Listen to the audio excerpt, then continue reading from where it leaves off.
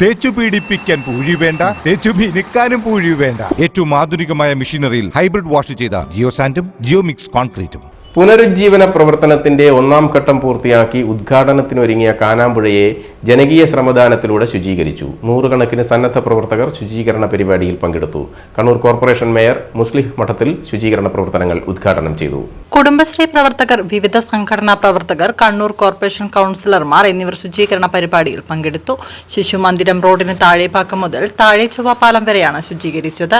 Kannur corporation mayor മുസ്ലിം മഠത്തിൽ ശുചീകരണ പ്രവർത്തനങ്ങൾ ഉദ്ഘാടനം ചെയ്തു. പുനരുജ്ജീവനം എന്ന രീതിയിൽ വലിയ പദ്ധതികൾ ആവിഷ്കരിച്ചു കൊണ്ടാണ് സംസ്ഥാന സർക്കാർ ഇവിടെ മുന്നോട്ട് പോകുന്നത്. ഇവിടെ പുൽക്കോപ്പാലം വരെ പദ്ധതിയുടെ ഒന്നാം ഘട്ടം ഏതാണ്ട് പൂർത്തിയായി കഴിഞ്ഞിരിക്കുകയാണ്.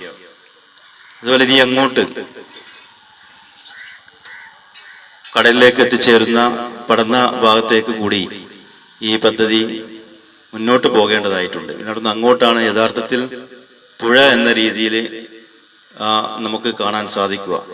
വലിയ ടൂറിസം സാധ്യതയുള്ള ഒരു മേഖല തന്നെയാണ് കാനാമ്പുഴ പ്രദേശങ്ങൾ. കയാക്കിംഗ് ഉൾപ്പെടെ ആളുകളെ ആകർഷിക്കാൻ ഉള്ള വിധത്തിൽ പ്രകൃതി സൗന്ദര്യം കൊണ്ട് സമ്പന്നമായ കാനാമ്പുഴ പ്രദേശം ഒരുപാട് കണ്ണൂർ കോർപ്പറേഷനെ സംബന്ധിച്ചിടത്തോളം ഒരുപാട് ടൂറിസം സാധ്യതകൾ ഉണ്ട് എന്നുള്ളതാണ്. വലിയ തീരദേശ പ്രദേശം ഉൾപ്പെടുന്ന കണ്ണൂർ കോർപ്പറേഷൻ, അതുപോലെ ഈ നദികളും പുഴകളുമായി ബന്ധപ്പെട്ട ഒരുപാട് പ്രദേശങ്ങൾ. കൗൺസിലർ നിർമ്മല അധ്യക്ഷത വഹിച്ചു. മണ്ഡലം വികസന സമിതി കൺവീനർ എൻ ചന്ദ്രൻ, കോർപ്പറേഷൻ പൊതുമരാമത്ത് standing committee chairperson V K Sreelatha, കൗൺസിലർമാരായ Dinesh Mohan, K P Rajani, Mini Anilkumar, K Pradeepan എന്നിവർ നേതൃത്വം നൽകി. കാനാമ്പുഴയിലെ പ്ലാസ്റ്റിക് മാലിന്യങ്ങൾ, ജൈവാവശിഷ്ടങ്ങൾ തുടങ്ങിയവ ശുചീകരണത്തിലൂടെ നീക്കി.